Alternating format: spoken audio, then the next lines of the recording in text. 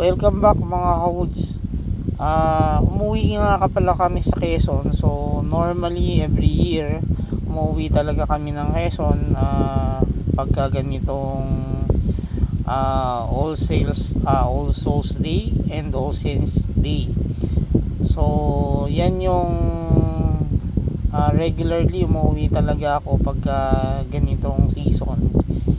At bumibisita kami dito sa parents ko sa grave nila. Bali yan yung sa amin na puntod, yung medyo maputi na yon.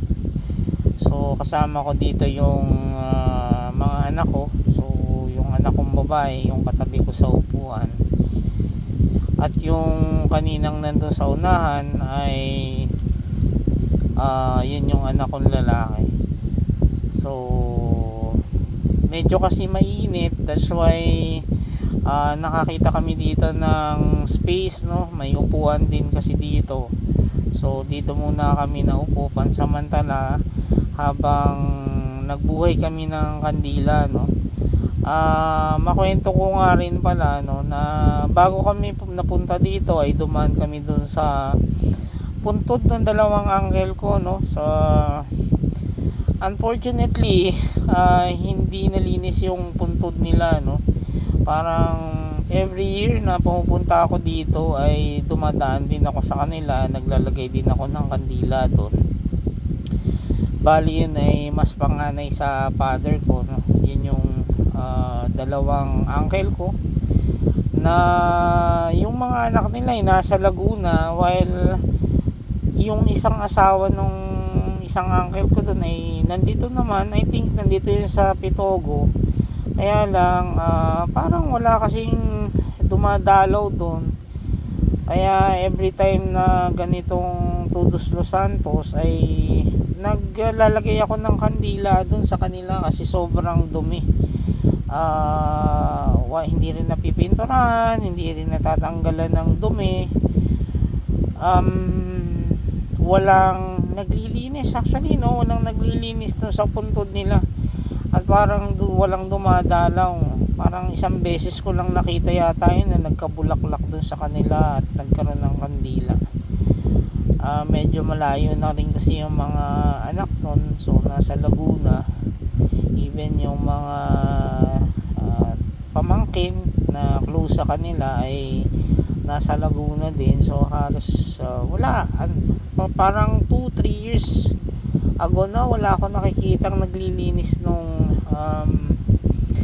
puntod nila. In fact, parang one time nagpalinis ako doon, nagbayad ako ng bata para linisin at pinturahan yung kanilang puntod. At noon ko lang nakita na nalinis yun, no? After that wala nang nangyari. So but anyway, mabalik din lang tayo dito sa puntod ng parents ko, no? Kung makikita ninyo doon sa likod nung parang cruise, meron na kasi doong nilibing. So supposed to be ano yun, space na lakaran, no? Pathway yun para makakadaan ka doon sa mga gilid-gilid. It so happen lang na siguro wala nang space na tayuan, ay nag-decide siguro yung mga may-ari nito na ibenta yung space na nandun. So last year I think isa pa lang yung nakalibing doon. Ngayon parang 3 na yung nakalibing doon. I don't know kung bakit pinataas at dikit na dikit doon sa pader ng lote namin, no? Before meron yang meron mga grills yung itong sa parents ko, no? Kaya lang sa daming magnanakaw, so ninakaw yung mga bakal dyan.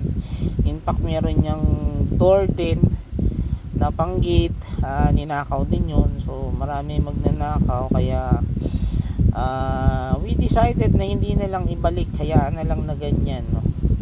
Kasi plano rin namin na later on ilipat na rin to at probably ibenta na lang yung lote na to at ipang down dun sa lilipatan niya, no?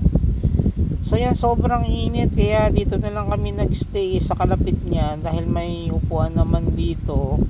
Although nagtayo kami diyan ng